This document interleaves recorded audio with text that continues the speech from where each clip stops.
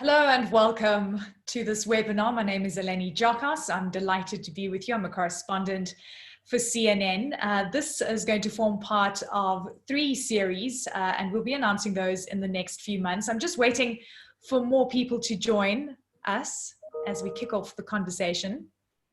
And I'm seeing participant numbers increasing. Thank you so much for joining us today. It is one of the most pertinent topics, I would say, facing not only the world, but Africa as well. So as I mentioned, this webinar is going to form part of a 3-part series, and we'll be announcing those in the next few weeks.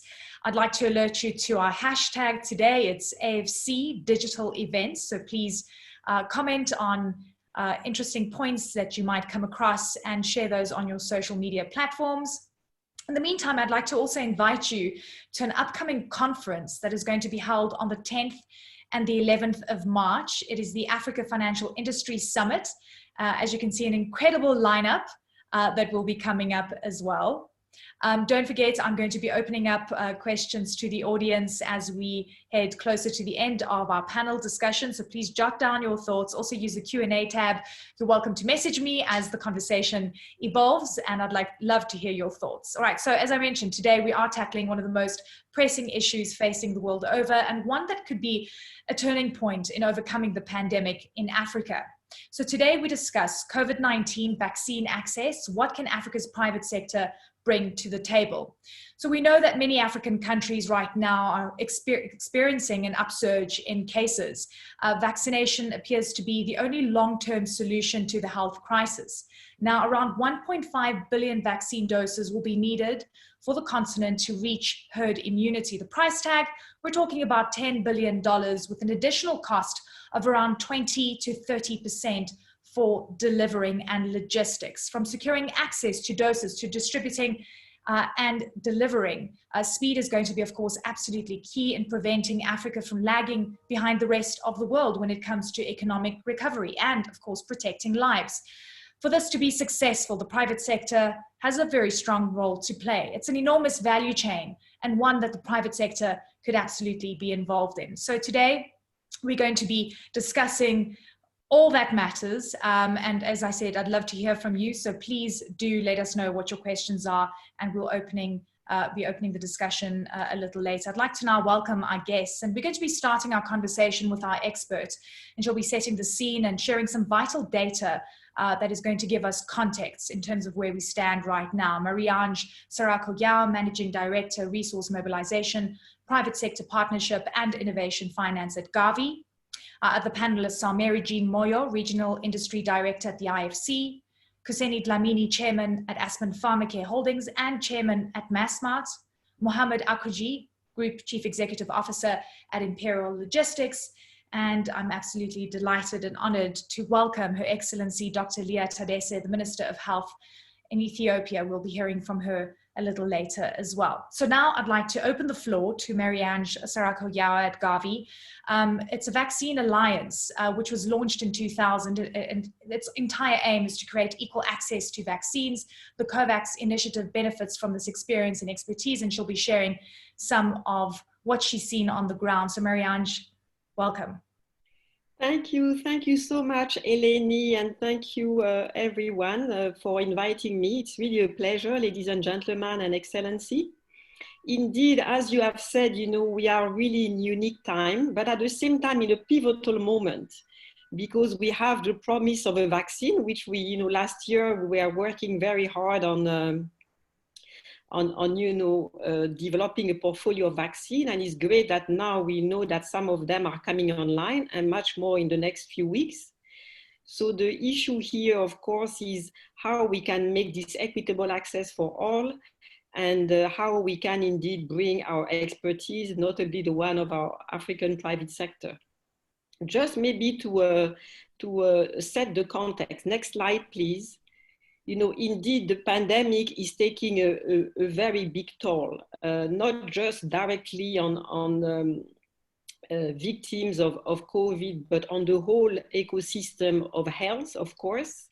And, you know, first, you know, the millions, the 100 million cases, I think since this presentation was prepared, you know, we are already at 106 million cases, 2.3 million deaths. A lot of the health intervention, very important, are being set back, being routine immunization, even of children, that is critical to prevent other infectious disease, but also prevention of non-communicable disease, mental health services, and of course, a lot of people are being pushed into a terrible situation. As you can see, we are talking about 700 million people that are hungry. Next slide. And needless to talk about the economic impact that is really dire. We are talking about close to more than 100 million people being pushed into extreme poverty. The GDP, you know, contracting by 4%, but most importantly in Africa, for the first time in 20 years, seeing GDP contracting significantly. And of course, you know, talking about losses, economic losses of 37 to billions and more. So it's fair to say, and the IMF just in its recent economic outlook was very clear that it's to go back on recovery, on economic recovery, the access to vaccine will be critical.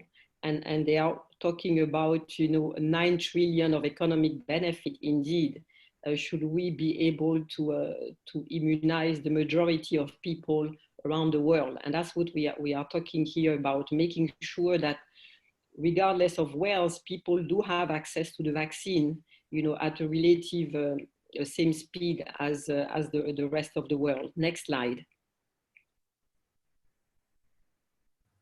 And indeed, that's why last year when the pandemic, occurred, international organization and especially health organization and around the world came together really to build a global alliance. It's very important because when you talk about infectious disease, no one is safe until we are all safe. So, and we have seen it, how the virus has been able to spread. So the COVAX initiative really is about pooling the expertise of various organizations, countries, experts around the world, but really pooling the demand of 190 countries now to be able to invest in a portfolio of vaccine. And at the time, you know, these were candidate vaccine is very important. So being able to invest in the development of the vaccine and in a portfolio of 10 vaccines, so that to increase the likelihood of and the opportunity to reach the right vaccine and having several of them so that they can be rolled out consequently. At the same time, it was also a big effort to be able to reserve in advance, because in a sense, what you have to do is create a market, because when manufacturers work on the development of the vaccine, not knowing if it's going to be working, they need to know that there's a market and that you can reserve, so that in a sense you can be part of the queue. And that's what the initiative has been able to do. So today the initiative regroups 190 economies, so it's roughly 90% of the world population.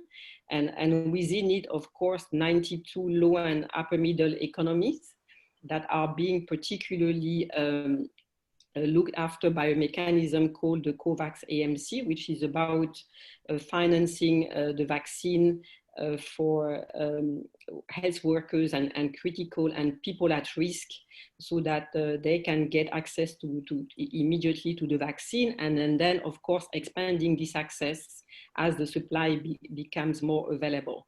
So really the two things here is about creating a market, pooling resources so that you can have economies of scale, both in investing in a portfolio of vaccine, and I know we'll talk more about it later. We see that today is important because it's about continuing to invest depending on the trajectory of the disease, depending on variant, but also, of course, putting ourselves in a queue to get access to the vaccine and given the economies of scale at the best possible price.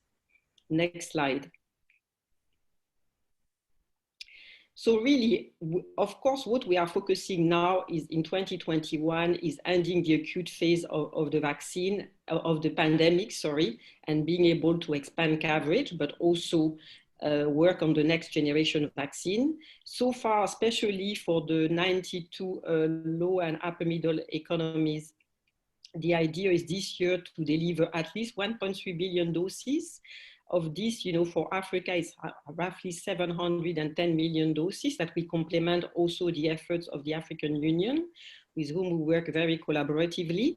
And then, so far we have already raised for this year 6.4 billion, and we plan to raise an additional 2 billion within the next two months. So it gives, a very strong portfolio and funding base to be able to continue investing actively in the portfolio of vaccine candidates, and there are 10 of them.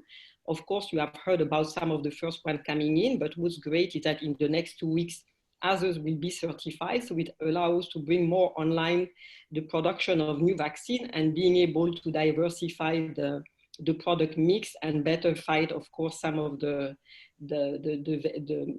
various forms that we are seeing. Next slide.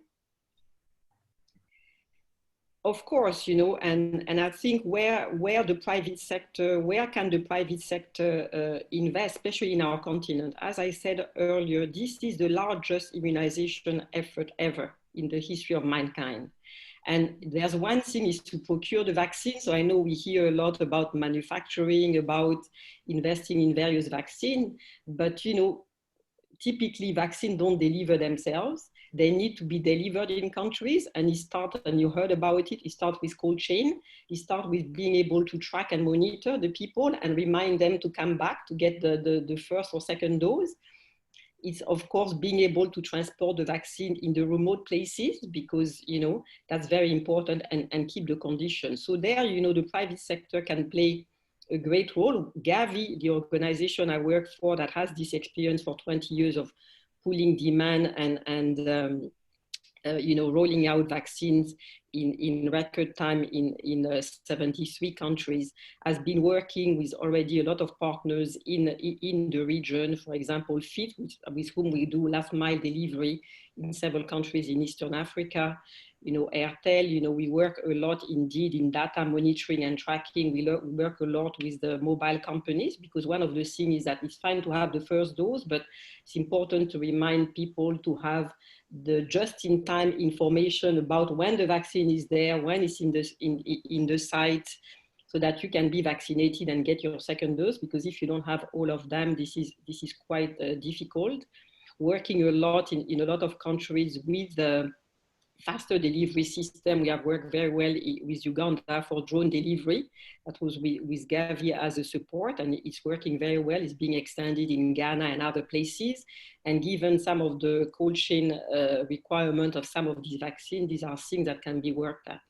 So really very excited to be here with you today and talk about how the private sector can really contribute, because there's really an opportunity for all. Marie-Ange, thank you very much.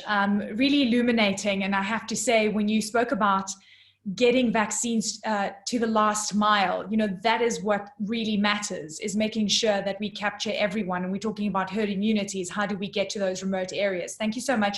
You're actually staying with us. You are one of our panelists. I'm going to now get into our other panelists. And thank you so much once again, Marie-Ange, for giving us this fantastic context in which we can build the conversation.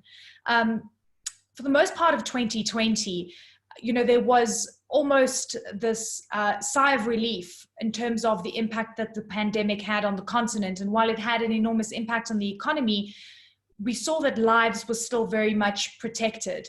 It's a very different story coming into 2021 as we see variants emerging, as we see numbers starting to rise. And I guess the question now is, how much further is an economic recovery? Can we expect it to happen sooner? What is the private sector pricing in? What are governments pricing in? How much more expensive is this pandemic going to be? What kind of economic impact is it going to have? Mary Jean, I'd like for you to jump in here. Let's talk about economic recovery status. When do you think it is going to happen? Because the question of distributing vaccines now, is a worry because variants are not responding with the same efficacy rates as what we saw to the original COVID-19 strain, and now it's creating more uncertainty? Thank you very much, Eleni. That's a very good question. I mean, the pandemic really has taken its toll on economies and extended inequality across the world.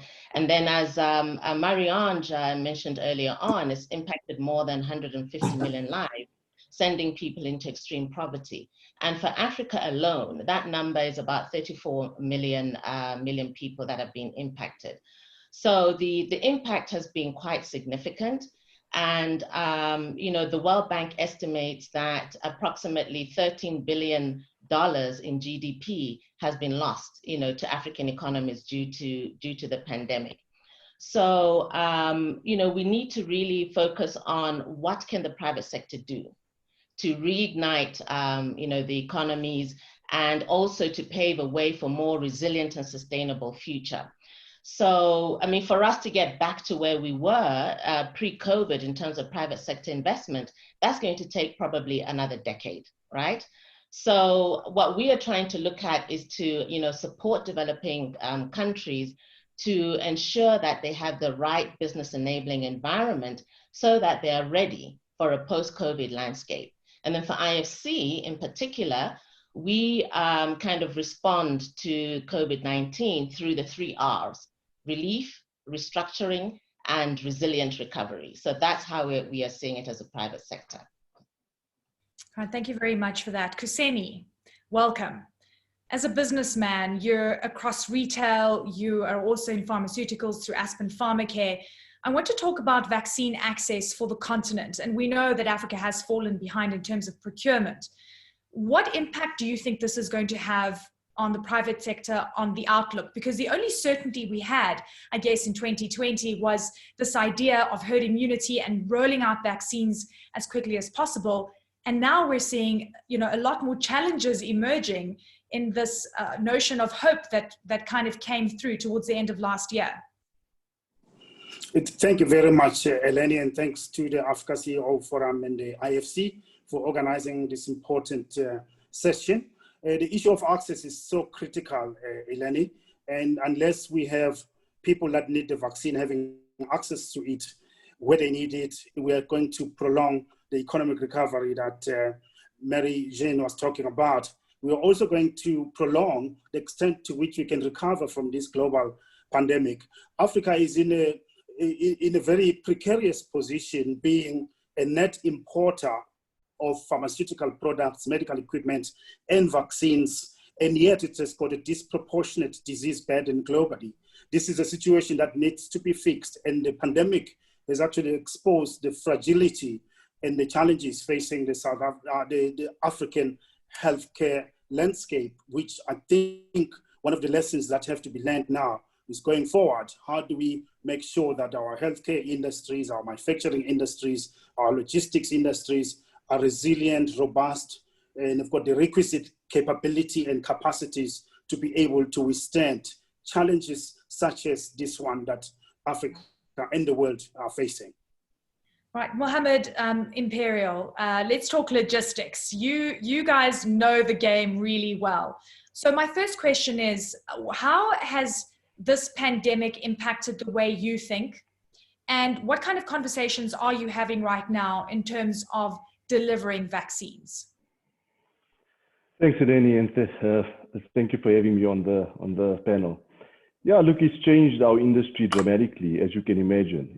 Supply chains have been disrupted massively across the world, particularly in import and export trade, as you can imagine. We've had to be agile, and we've had to show our resilience during this time. There's also a lot of opportunity that has come out of it, because lots of our clients require us to help them making their supply chains more resilient, making the supply chains more visible.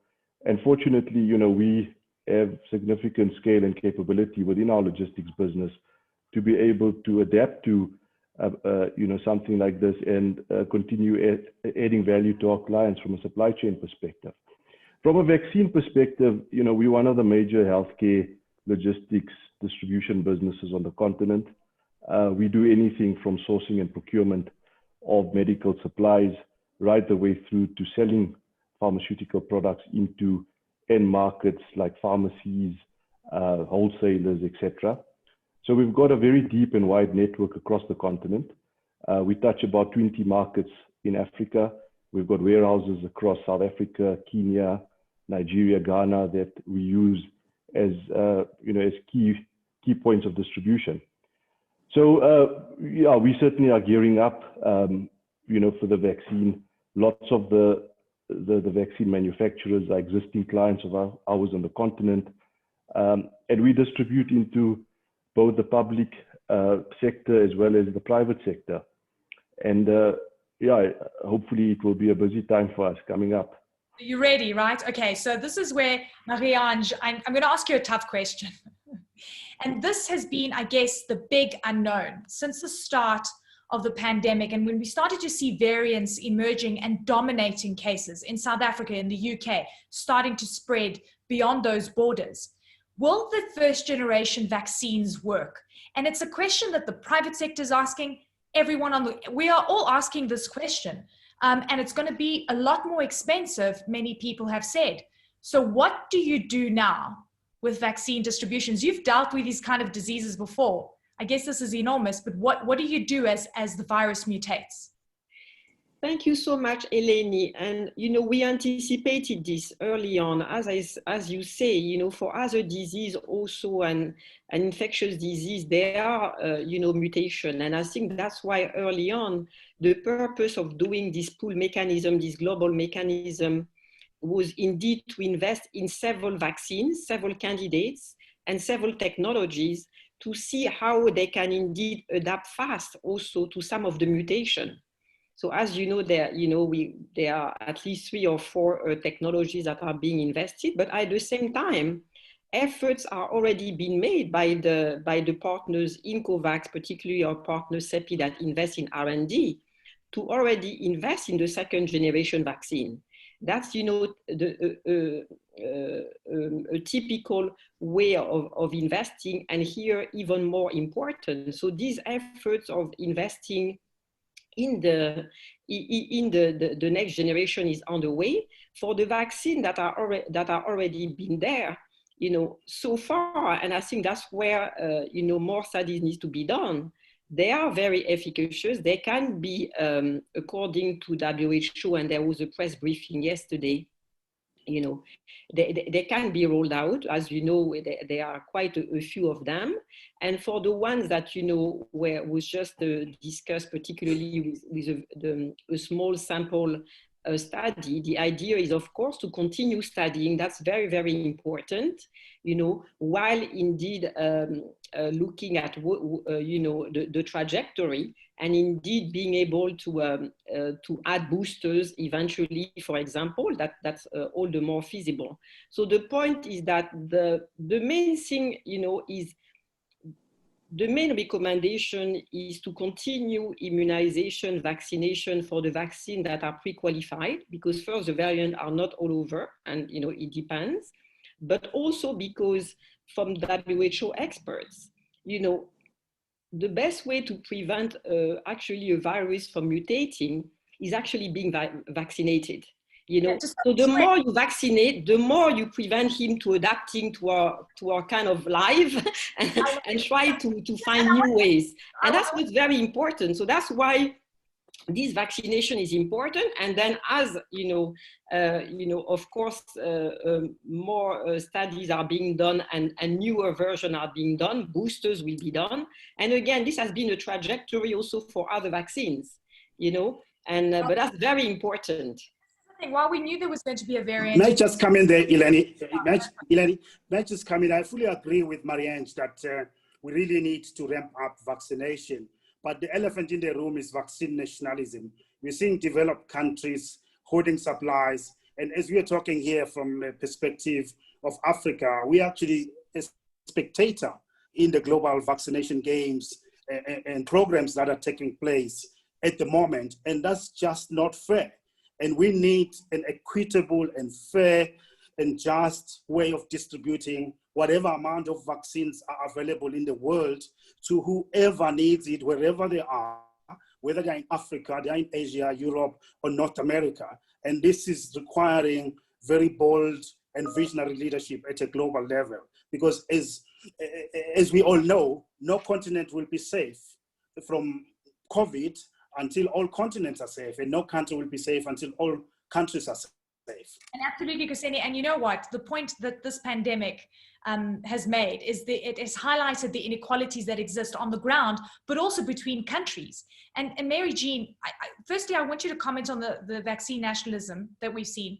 Then secondly, to what extent do you think the emergence of the variant, and we know that, for example, the AstraZeneca vaccine has a much lower efficacy rate against the variant in South Africa. So the question here is, are we just pushing out the recovery? And let's talk about the inequalities that are occurring at a national level. Thank you, Eleni. So with regard to vaccine nationalism, I think what is key, particularly for African countries and developing countries, is having access to financing, to funding, so that they can actually buy those vaccines. And I think as a World Bank group, that's where we are playing a critical role, where, you know, just after the pandemic in March 2020, the World Bank provided about $25 billion of funding to African economies to address health constraints as well as economic challenges. And then the World Bank's also looking to commit a further $15 billion by June this year. Then as IFC, with regards to how we're going to support the private sector with access to financing to produce vaccines and medical equipment and COVID-19 treatments, in July last year, we launched the 4 billion global health platform that will help, you know, companies finance, you know, their investment plans within the health sector to give access to the purchasing of vaccines, the manufacturing of vaccines, etc. So in a way, that should help to address the question and the issue that was raised by Kuseni. Thank you so much. I'm going to bring in our special guest. I'd like to welcome Her Excellency Dr. Leah Tadesa, the Minister of Health for Ethiopia. Thank you very much, Minister, for joining us today. Delighted to have you with us. I'm sure you've been listening to some of the comments that have been made here. It is such a tough job to be in the health sector right now. Tell me about what you're doing on the ground with all these unknowns that are starting to emerge and the sense of urgency to try and get vaccines on the go.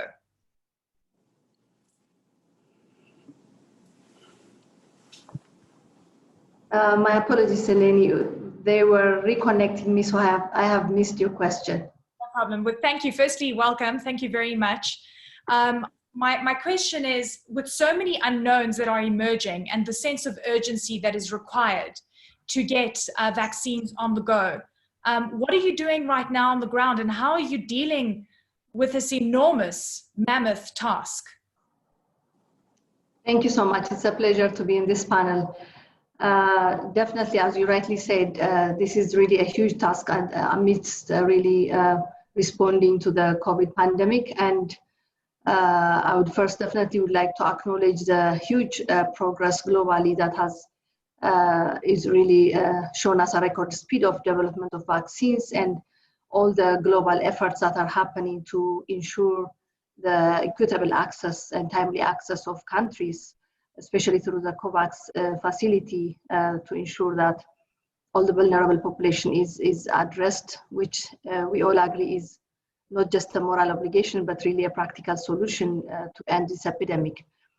And as a country, we have been part of the COVAX facility since the beginning, a member of COVAX, and also we have been preparing through our national task force and subnational task teams that have been working in detail in terms of the country's preparedness to introduce the vaccines. Because until we get the vaccine in country, we have to do all the groundwork needed for preparing our health workers to be trained, and our the cold chain and supply chain logistics, and also regulatory frameworks like emergency use guidelines that are needed to be in place in the country. So Minister, what the timelines are, because preparedness is important. So what are your timelines right now? And I'm going to use the example of South Africa. When we received our 1 million doses, there was a problem with efficacy against the variant. Are you thinking about this? Is it something that you're thinking about quite closely in terms of being able to adapt your strategy if needs be? Absolutely. Well, the timeline for the first allocation that we are expecting to get through the COVAX would be in the months of March and April. Ethiopia has been allocated around 9 million doses. We are expecting that. Of course, that will still depend on the actual date will still depend on the availability of the vaccine and the global supply. However, with regards to the new strains, we are definitely looking closely into and working closely with WHO and all actors on what's going on. And in country, we have our research institutes who are doing gene sequencing to see of any variants so far. That's just on process. So far we have not had any change in plans, and we are going with the original plan, but we are also preparing if there's any need to shift strategies. We want it to be based on informed decision. So we're also working on getting the needed data and working with our global partners on that regard. Minister, how does the variant and the emergence of variants and mutations impact the way that you're going to be purchasing vaccines? And is it something, I want you to give me a snapshot of what you and your teams are doing on a daily, weekly basis to think about the incredible uncertainties that are constantly emerging. Yeah, so as I said earlier, now the daily, what we are doing is to really be ready for the vaccine that's available now, but that's already approved by pre-qualified and approved. And a lot of groundwork is needed to really introduce those. But as I said earlier, we are in the early stage of looking at the gene sequencing to see if there are variants in country. But our focus now is really to introduce the vaccines for the current COVID that are already out for the current COVID pandemic, as it definitely needs a lot of resource mobilization and a lot of preparedness for us as a country. But our Arman Health Research Institute and Public Health Institute, we have 2 research institutes who are working currently on the ground to have sufficient data to say this is not our concern or this is our concern. You don't have the variant in Ethiopia right now. There is no confirmation. No confirmation yet, yes. Minister, let's talk about what the private sector could be doing. It's an enormous value chain. And we know that there are so many moving parts to this.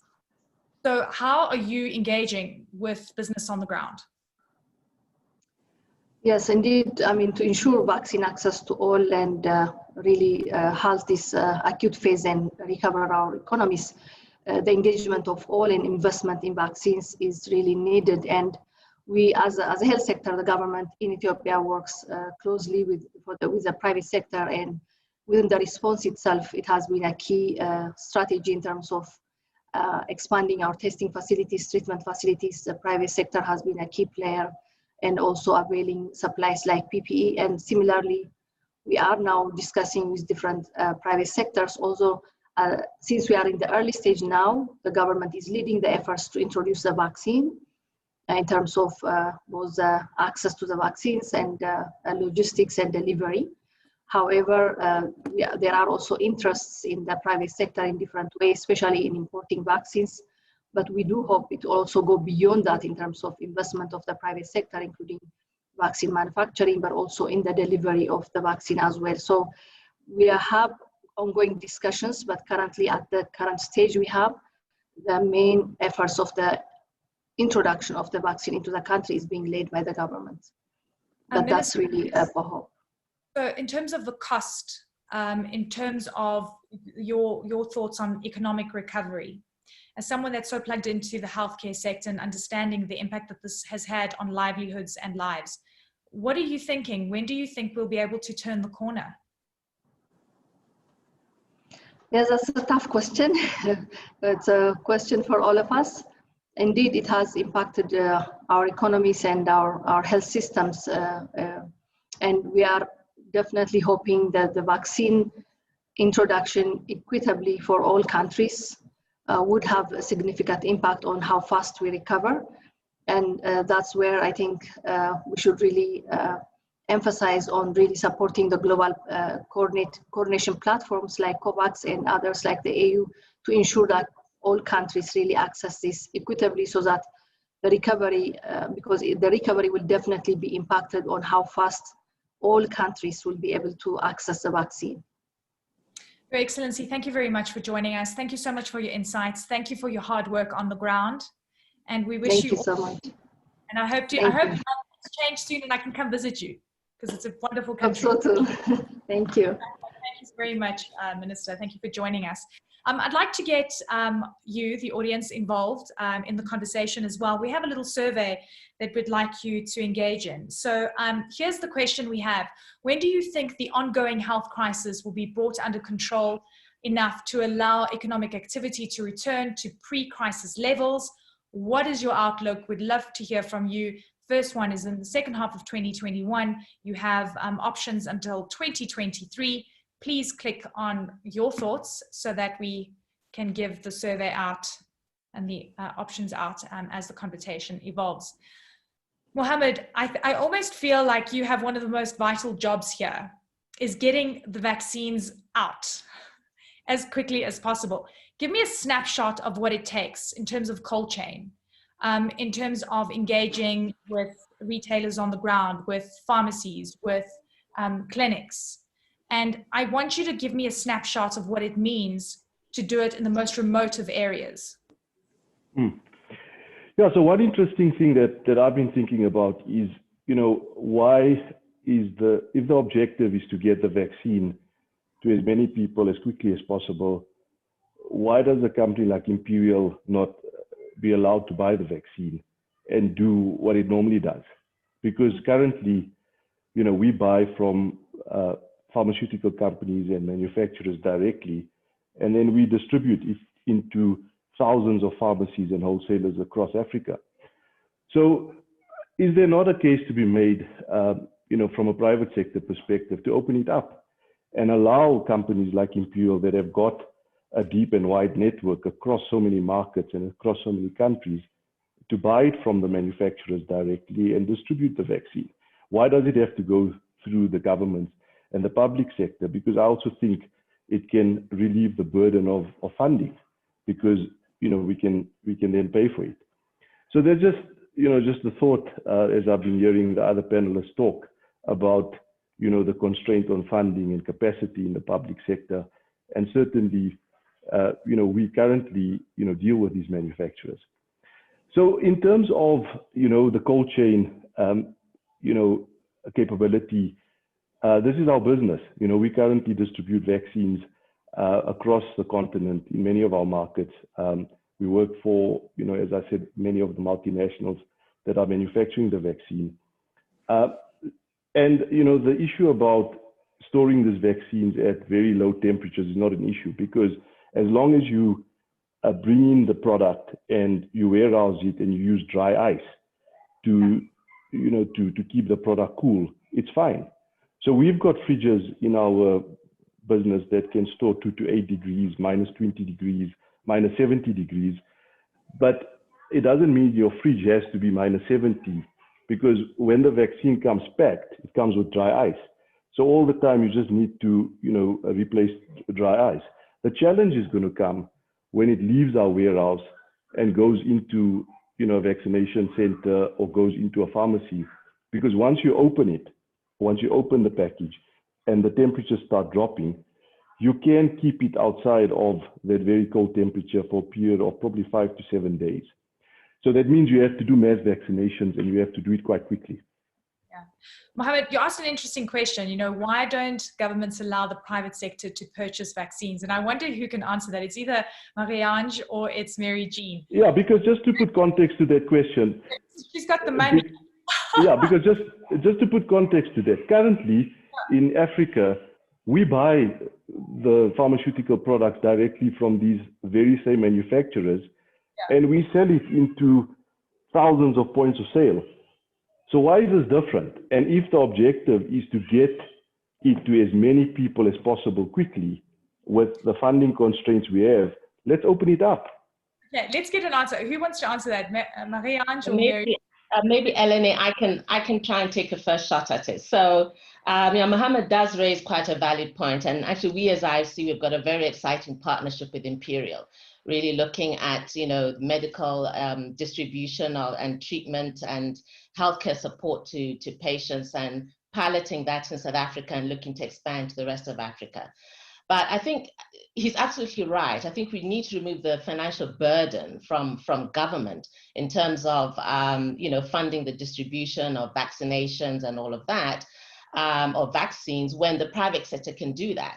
And as IFC, that's our key role. We can help finance distributors and retailers and help them ensure that they have the right infrastructure and processes for the distribution of vaccinations. So that's a role I think that can be handed to the private sector, and with the backing of IFC, we can continue to support that. Yeah, it's an interesting one. Kuseni, why hasn't it happened yet, do you think? Well, I mean, you're with Aspen, so you're going to be producing the Johnson & Johnson vaccine in the country. But it's an interesting notion, the private sector coming in and purchasing vaccines for distribution. It is a very interesting notion indeed, and I think that requires the authorities to be open to that idea. Mohammed is raising a very important point. It may be more efficient and actually quicker to get it where it's required, because the private sector does have the logistics capabilities and capacities that are required really to reach most corners of the African continent.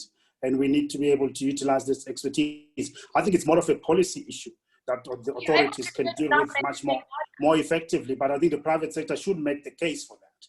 Are you able to do it without making big margins? Can I come in, Eleni? Marie-Ange, yes. Is that the question I should be asking? I think here there are two things. They are indeed getting the funding from the private sector, and this is welcome, to actually contribute to the funding of the vaccine. But indeed, typically here, vaccines is a very it's a very different product than medicine. It has very high barriers to entry, primarily because of the regulatory aspect, and that's where the public health aspect is very important. There's a key element here that a vaccine, these are living bodies, and you give it to people when they are healthy.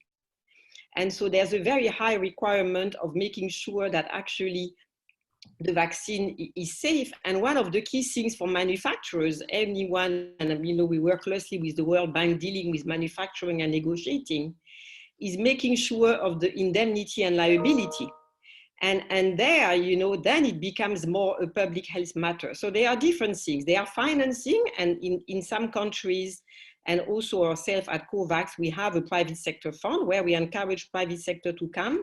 Because the first thing also to buy, Mohammed, you need to have the purchasing power to buy at the best possible price.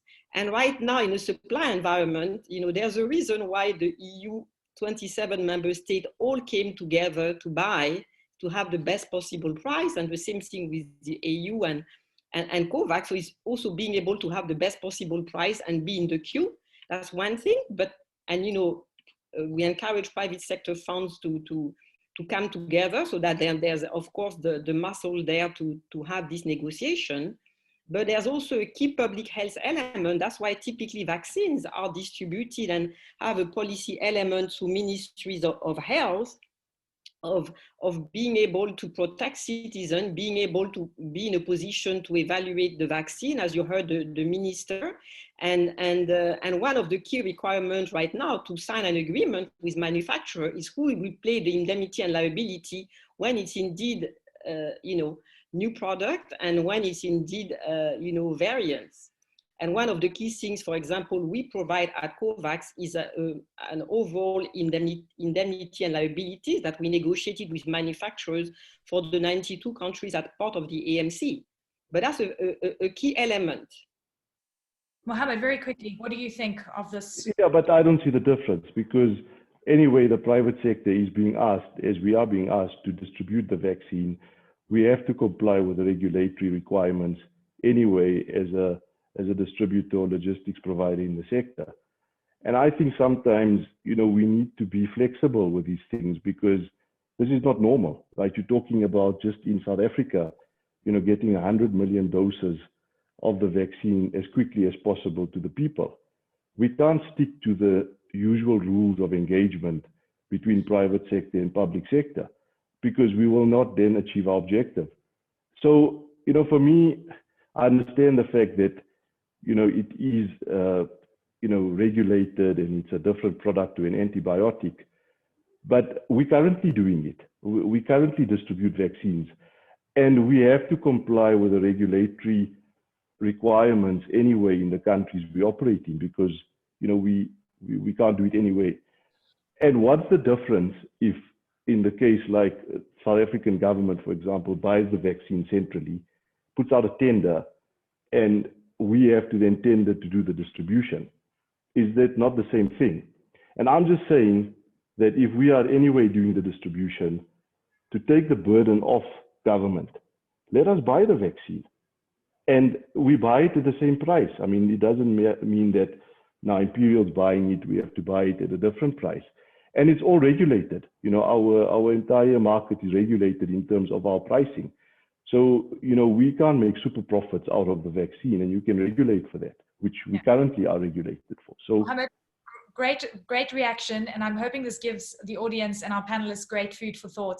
I quickly want to, because I've got so much to get through, I quickly want to go to the audience reaction to our survey. We asked you when you think the economic recovery will happen.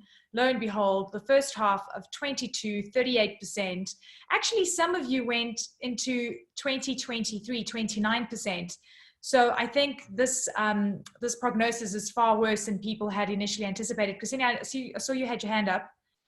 Tell me, did you want to say something very quickly? Yeah, I just wanted to build on Mohammed's point that before you can talk about buying the vaccine, Mohammed, in the context that we're talking about being the Africa CEO Forum, we also have to think about the manufacture of the vaccine. It would be nice that you will buy it from African companies that have manufactured it in Africa for Africans. On that score, I'm very pleased that Aspen Pharmacare, the company that I'm chairman of, has made available its capacity at our Port Elizabeth plant in South Africa to manufacture vaccine for Johnson & Johnson.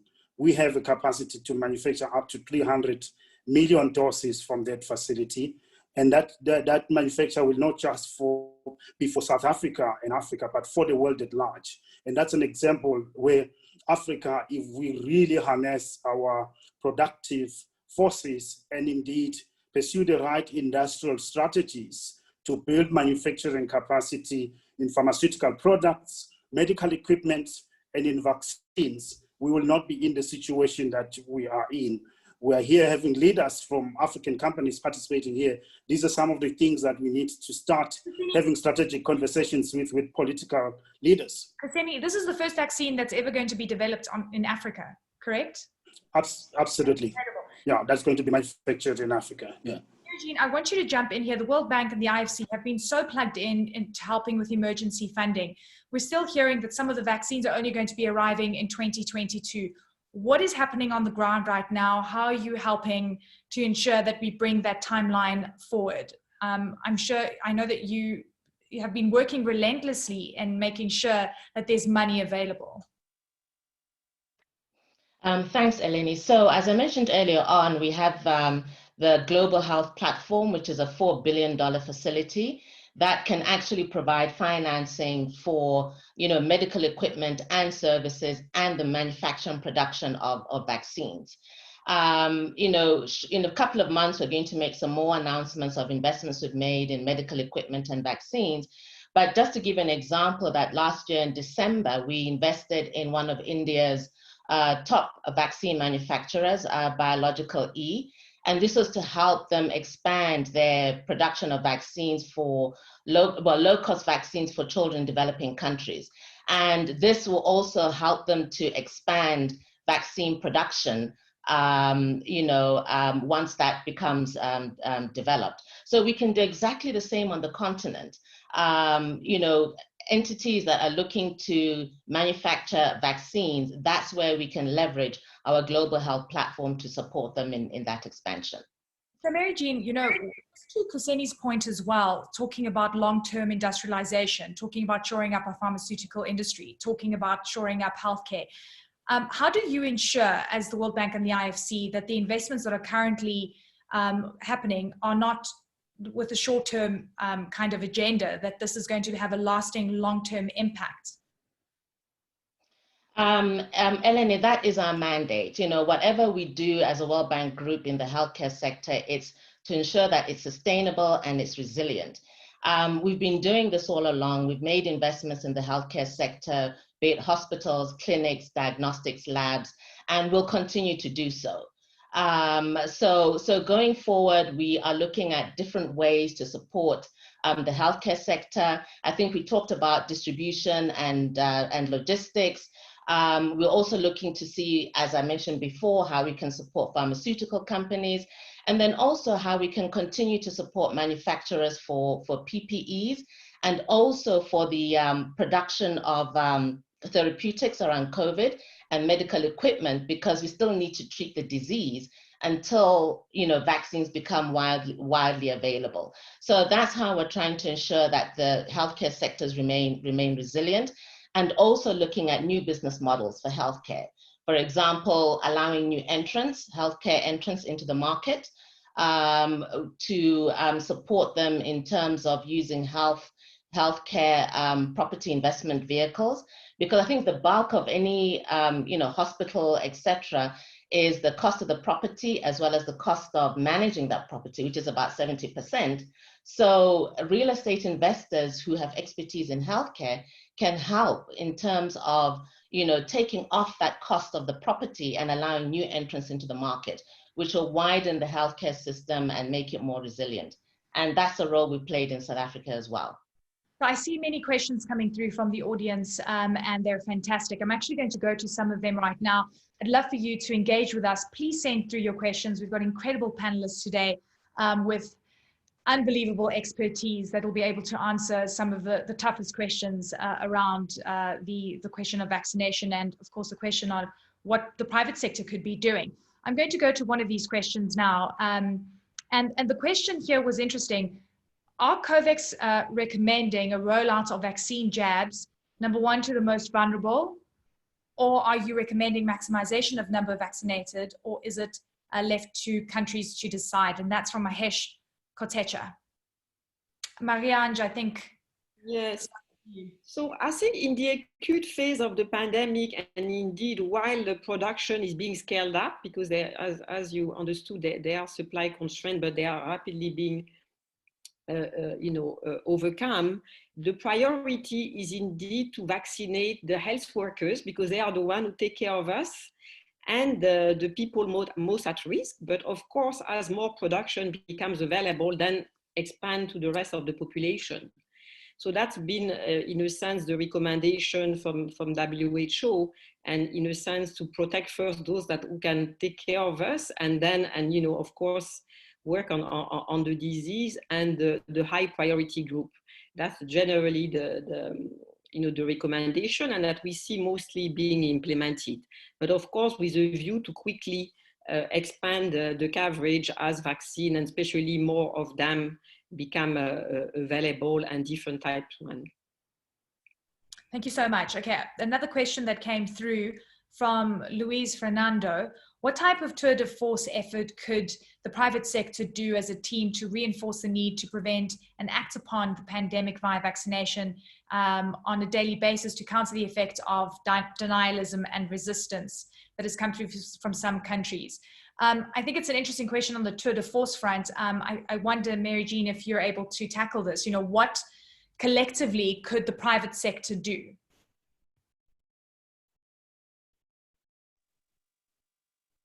Sorry, could you repeat the question, Elena? I didn't quite get the gist of it. What could the private sector do to reinforce the need for the vaccination, to vaccinate and to protect against the pandemic? I think collectively, as the private sector, there are a number of things that can be done. Firstly, in the pharma space, the manufacturing of vaccines, once they're able to get the intermediates from the originators, And then also, secondly, looking at, we've already covered in depth the distribution and retailers, but also looking at manufacturers of PPE, because PPE is still required for the administration of vaccines. And then thirdly, around, service providers and how they are then going to continue to support the whole capacity and treatment of patients. So with the likes of Aspen and with the likes of Imperial coming together with financiers like IFC, I think that's how, as a private sector, we can address that question. Kuseni, there's a question for you. Considering Africa can manufacture the vaccines, how fast can Africa finish vaccination, and what are the major challenges to that? Now, I know that Aspen has got a contract with Johnson & Johnson. You're producing a certain amount of vaccines. Some of it is due for emerging markets. The rest is due for global distribution. So the vaccines, from what I'm understanding that you're making, is not 100% going to be for Africa distribution. What is the plan there, and what conversations can be had for Aspen to effectively be the main supplier into the continent? No, you are spot on. We are a contract manufacturer for Johnson & Johnson, and ultimately governments that need to access those vaccines need to contract with Johnson & Johnson and have the appropriate offtake agreements. From our side as Aspen, we are very, very, very pleased to be playing the role that we are playing on the manufacturing side, and we can only hope that as many as possible of those vaccines, and indeed other vaccines manufactured elsewhere in the world, will be made available and accessible to African countries, so that we can be able to move closer to the goal of vaccinating the about 750 million people that need to be vaccinated across Africa for Africa to achieve herd immunity. I think our role is really to make sure that the vaccine is manufactured at speed, at the quantities that have been contracted for, and if there is a need for us to make more capacity available or to manufacture more than the doses that Johnson & Johnson wants, and we partner with them, we work with them, and to the extent that we can assist the authorities, we always do that where appropriate, and share knowledge, share information, and share expertise.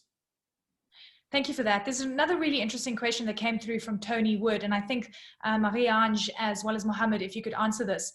The private sector how are the private sector going to get involved when governments are focusing on delivery through the public sector? Maidawa in Kenya, I think it's a local company, has a last mile capability directly to the patients in their own home, especially those that are self-isolating. This capability includes cold chain and administering. Private sector has a lot to offer and is keen to be involved. So I think firstly, you have to look at tenders. You have to be approved as a supplier.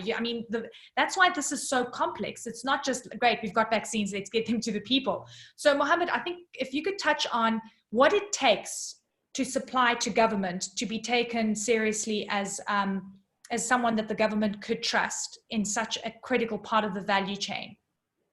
Yeah, obviously track record and having the necessary regulatory approvals to be able to distribute it. So, Imperial played a key role in the rollout of antiretrovirals in the country in terms of getting antiretrovirals, into the public and private sector as part of being a logistics and distribution business.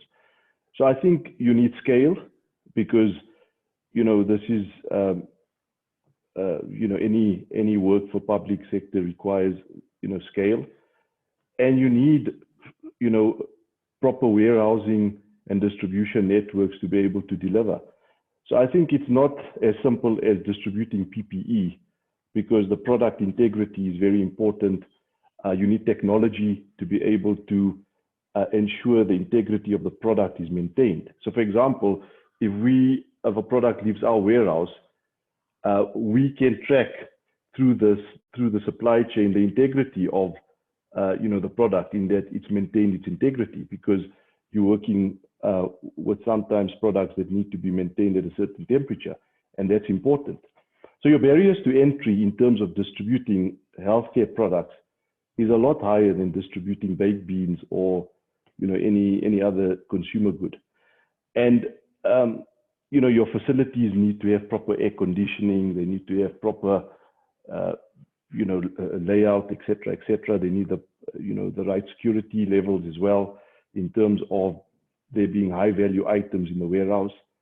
So yeah, there's a number of things, and you don't just get involved in healthcare distribution for those reasons I mentioned. But the important point, just healthcare distribution. Sorry, say again.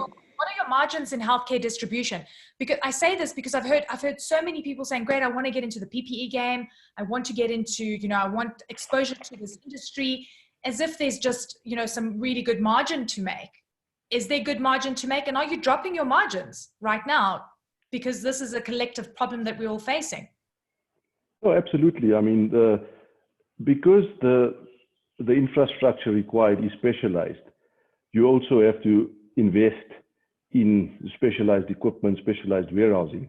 So the margins tend to be higher in the distribution of healthcare because, as I say, it's not just moving, you know, normal products, and maintaining, you know, the integrity of the product and making sure it's getting safely to the patient is a big part of our job.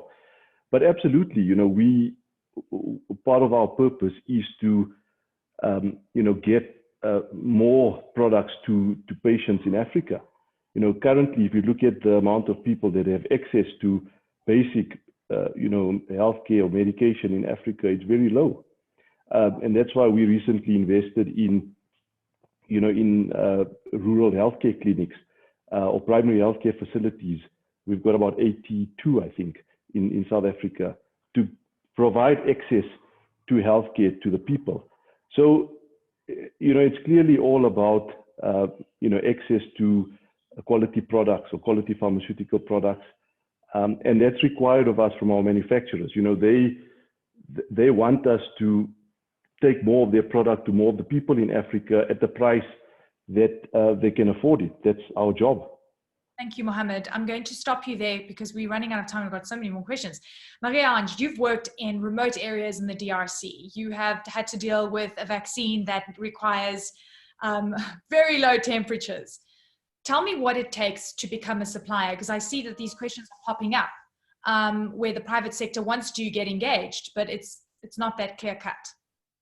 No, indeed. And to complement what Mohammed said, I think it's fair to say that, you know, there are various types of supplies, of course, and you need probably to adapt your, let's say, the way you are going to supply depending on the market. And it's clear that typically, especially in vaccines, for example, you would want to work necessarily from one type of central, you know, warehouse and be able then to distribute through much, you know, easier vehicle to the rest of the country. In the terms of the Ebola, you know, outbreak, and as I was saying, Gavi, you know, helped develop the vaccine, and that, you know, was 90% efficacious and has the same requirement as the Pfizer vaccine. You know, clearly, you know, it required a whole infrastructure that had to be set up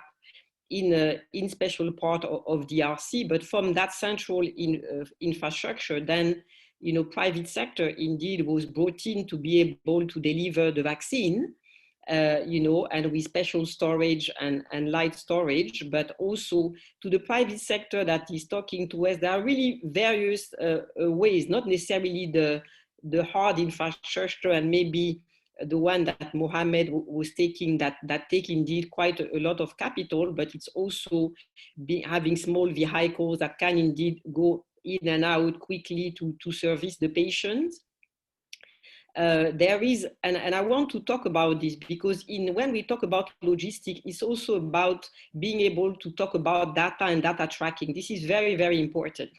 We have found it to be extremely important. So, you know, being able to have, you know, application or specific application that allow to track, to trace the, you know, the patient, making sure that they come back, making sure that we know where they are, and if they are infected, who they have been infected.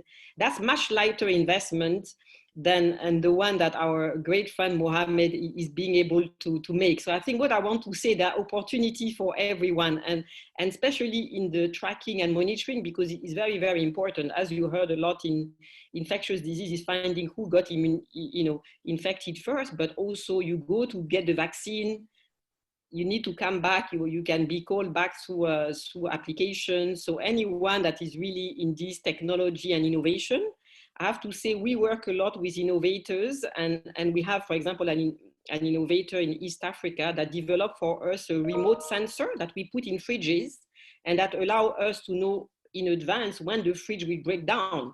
And it's a fantastic tool to manage the cold chain and so on, rather than having your product wasted. So Absolutely. really encourage all the ones. That power supply, you've got to think about that, right? Intermittent electricity. Exactly. Look, we've got 10 minutes left. I've got a couple more questions. Mary Jean, I'd like for you to jump in here. You mentioned earlier that you're working with Imperial on a project. You work with the private sector. Tell me about what the opportunities are, where you're seeing gaps, where private sector could come in and help. Thanks, Eleni. So the first thing that I mentioned earlier on was, where the private sector can come in and help is clearly what Aspen is doing, manufacturing of the vaccine. And then distribution is also quite critical at the right temperatures. I think thirdly also is, pharmaceutical pharmacies having that last mile. I think one of the questions that were asked was, how do we ensure that there's that last mile supply to people who already have the illness but are able to get treatment or medication, and how do we address that? I think also, the private sector can also help in terms of taking a lot of the burden of governments when it comes to distribution and supply.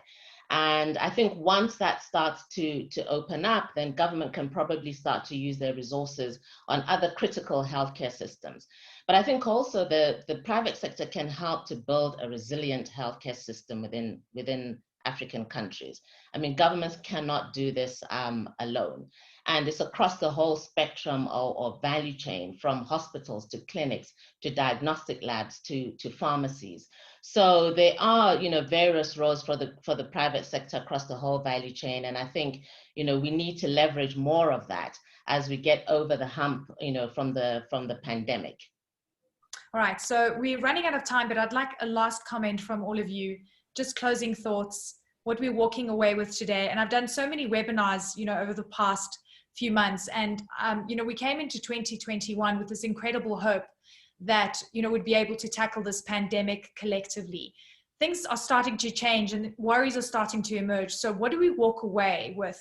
What are the things that we all need to act on from a personal perspective and as leaders within the private sector and government? So Mohammed, I'd like to start with you. No, thanks, Eleni.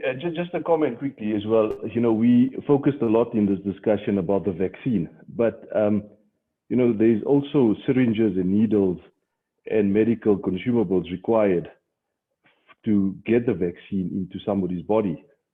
And there's a lot of, you can get the vaccine, but if you don't have needles and you don't have syringes, you can't inject somebody. So, I think my experience of this is that government and private sector need to get closer together in terms of dealing with the issues. And, for example, I think there's a big role to be played in just the sourcing and procurement and supporting government in those medical consumables. We have a business that does sourcing and procurement of that. But we tend to see that governments want to do it on their own because, they want to, control it, etc. And that's fine. But I think we need to work more cleverly together. I think we need to come together. Aspen is manufacturing the product in Africa. I'm sure a company like Imperial could sit with Kuseni and the Janssen people and say, look, Imperial, can you buy X million doses and distribute it into many parts of Africa? We can do that, but we're not allowed to get to that point because, as I said earlier on, we're being we're being restricted with all the red tape. So I really feel that, this is a 1 in 100 year event. We need to think differently about solutions. We can't think about the same way we've done things. This is very different to Ebola. It's different to HIV. And, the economic impact of this pandemic is really hurting us. And it's hurting our people and hurting, all the employment issues we have, etc. And the only solution to this is to get the vaccine to people as quickly as possible. Mohammed, and we have to work together. Thank you. Thank you. I'm glad that we are almost sealing deals between big companies on the Africa CEO Forum IFC platform. Kuseni, I think that was an open door to engage in conversation with Imperial. I might be wrong, but tell me. Just unmute yourself, Kuseni. Yeah, absolutely. It's really great what Mohammed is saying and what Mary Jane was saying. I think there is an opportunity. This is the time for collaboration. This is a very complex and huge challenge facing humanity in living memory. We have to work together. My parting shot will be to say safe and efficacious vaccines, together with the now well-developed non-pharmaceutical anti-COVID measures, are the single most important interventions that are going to help the world achieve herd immunity, return to a state of normalcy, and enable our economies and societies to start recovering and returning to stability. I would also want to say that the fact that Africa has the ability and the capacity to manufacture a vaccine is a very good thing. As Aspen, we're very excited about that. We have what it takes. Vaccine manufacturing has got 6 steps involved in it. The first one is manufacturing the active ingredient. The second one is the formulation. The third one is the filling. The fourth one is the visual inspection. And you've got labeling and packaging. Aspen is very good in 5 out of those 6. And we are well positioned. And we believe that as an African company based in Africa, to play a role in finding a global solution to a global pandemic, it's really something important, and we're very humbled by that. But looking forward, we need to build the capacity of all African industries across sectors to be able to be globally competitive and resilient to play a meaningful role on the global stage. Thank you very much. Thank you, Kuseni. Thank you. Marie-Ange, tell me. Needle. Go ahead. Cotton wool, I'm just thinking, and Mohammed mentioned such a good point, right? It's not just the vaccines, it's everything. Exactly. Actually, vaccine, it really touches every aspect of the economy, because vaccines don't deliver themselves, but they also provide the protection that allow us to go back. So I think really I want to depart really an optimistic and view to all our listeners, because in a sense, 6 months ago, we didn't know there would be a vaccine. As you have heard many times, the first time that vaccines have been able to be developed, and it's really thanks to the human genius. So now that we have the product, indeed, I want to complement what others have said. It's a unique opportunity for collaboration, particularly for the private sector in our continent, and in all aspects, not necessarily vaccine, in technology, innovation, being able to track, being able to deliver, either by drone or by bicycle and so on, because it's a huge effort that will require everyone, and everyone can do it. Because actually, you know what? We have already beat the virus by finding a vaccine. So I just want really people to think about this. This is unheard of. So we can do it, especially with our continent. It means a lot coming from you, because you've been working in remote areas, you've seen the worst. So thank you. That makes me feel hopeful. Mary Jean, I'm going to give you the last word. Your parting thoughts, ma'am. Thank you very much, Eleni. So I think this conversation is not over. I think it's going to go on for the next couple of months. But I think we need to have a holistic approach, to the issue. So I think having the ability to also manufacture COVID-related therapeutics, medical equipment to treat the disease in the absence of a vaccine is something we shouldn't forget. But yes, the vaccine will be a game changer. And if we can get that in everyone's arms, get the economy to recover, you know, get us maybe out of our home offices and back to what we used to do before, I think we need to have the vaccine as a game changer. So thank you, Eleni. Thank you very much to all of you, Jean, Mariange, Mohammed Kuseni, to the Minister of Health, Ethiopia. Thank you very much to all of you for making this conversation happen, for your illuminating thoughts, and for leaving us with hope. And thank you to the audience from the private sector and across the board for sharing your thoughts and your questions with us. We wish you all the best, and I hope the next time we meet, we'll have even more to talk about, good news to talk about. Thank you so very much. I'd just like to remind you that we're going to have a 3-part series of these conversations. We'll announce them in the next few weeks. And I'd also again like to remind you of the invitation to join our next conference, which is the Africa Financial Industry Summit, which will be occurring on the 10th and the 11th of March. We've got an incredible lineup. We'd love to see you there as well. There's so much to discuss. I wish you all the best. Thank you so much for joining us. Thanks.